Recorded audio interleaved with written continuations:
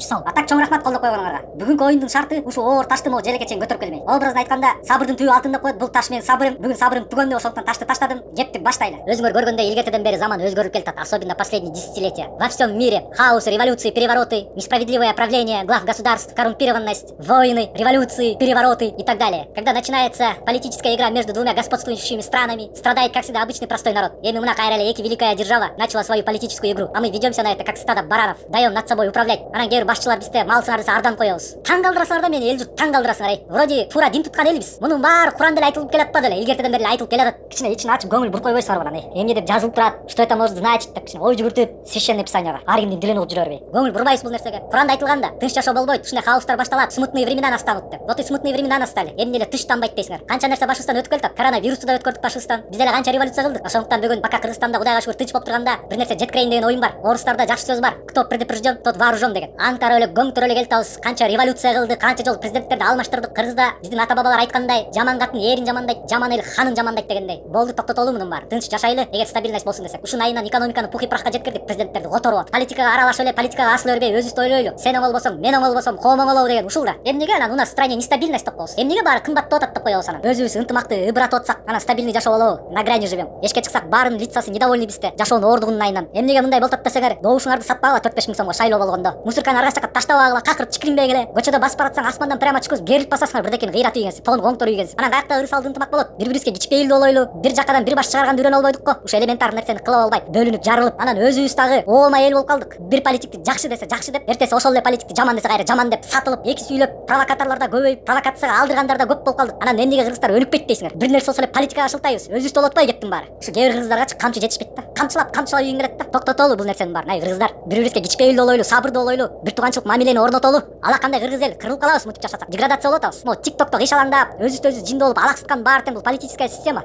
Тоокторго жем бергенде эле жем берип коет бизге, ошого алдан эле жата берели. Реально жашоону ойлобойсуңарбы? Реально жашооңорду ойлобойсуңарбы? Патриотизм гана, псевдо патриот болуп туттук го баарыбыз тең. Бири-бирибизди жутуу ийгенге даярбыз. Кептин баары өзүбүздө. Кичине ойлонуп, Кудайдын жолун көздөп, жакшылыктан үмүттү үзбөйлү деген да кеп бар. Ачык асман болсун башыбызда. Тынч жашайлы, токчулук болсун, биримдик болсун, ынтымак болсун. Айта турган сөз ушул болчу. Все, ассаламу алейкум.